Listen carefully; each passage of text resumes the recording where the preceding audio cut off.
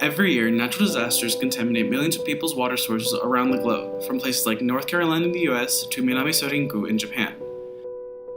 And a rare view from the air, video of a tsunami wave approaching the shoreline. Recently, Hurricane Florence has terrorized the lower East Coast at the cost of many homes and pigs. Yes, pigs. In North Carolina, there are so many pig farms throughout the state, and there's a problem with this. Many pigs equals a lot of waste, and that waste gets dumped into a man-made lagoon and is just left there like it's no big deal. These lagoons have been brought to the public's attention because they're overflowing, leaking now toxic water everywhere, killing surrounding vegetation, wildlife, and even the pigs themselves, about 5,500 of them. This water is now suspected to be leaking into underground aquifers, going into residential areas and homes of unsuspecting families. With so much waste, it's going to be hard to decontaminate all the water in order to save the environment.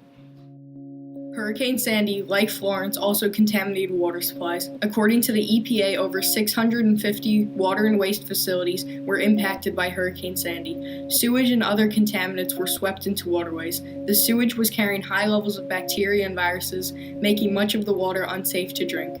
Sandy also destroyed some of the moving water paths, lowering the pressure in residential areas. However, the people affected were ready and knew several methods to decontaminate the water. Sedimentation is one method to decontaminate water.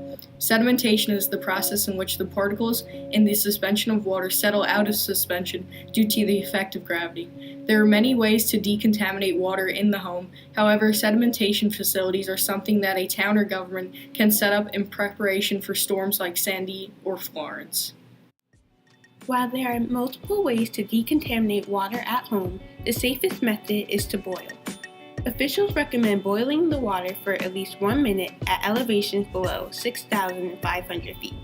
Any elevations above 6,500 feet should boil for at least 3 minutes.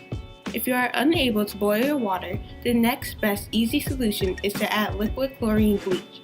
If the water is clear, add 8 drops of bleach per gallon of water.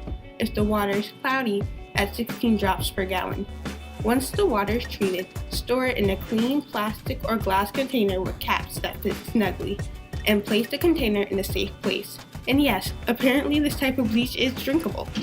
Remember, natural disasters can contaminate drinking water. Never drink water that's contaminated. If you're not sure if the water is contaminated, treat it anyway. It's better to be safe than sorry.